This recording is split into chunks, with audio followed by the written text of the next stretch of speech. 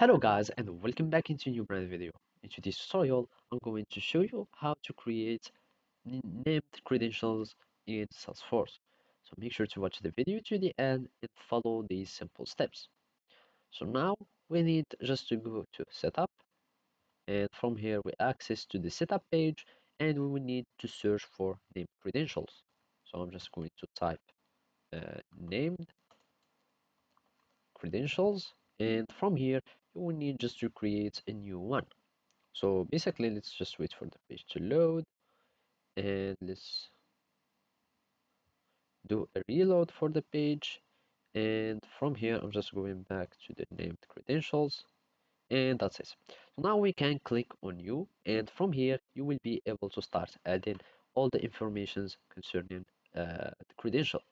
So this is just the label or the name, my cred, and it will be also my credentials or whatever. You can give the name of the credentials was for, and from here you will need to add the URL, and this URL is of the callout endpoints, and it should be like with an HTTPS like that, and basically it should be in that format, and then you will add your endpoint here.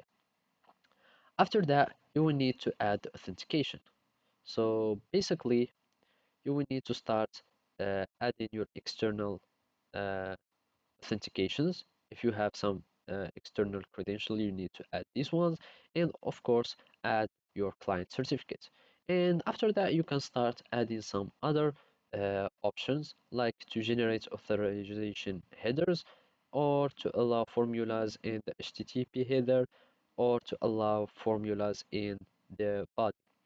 And from here, you can find some outbound network connection that you can start creating in your organization, etc. At the end, you will need just to click on save, and that's it. So thank you for watching, and see you next time.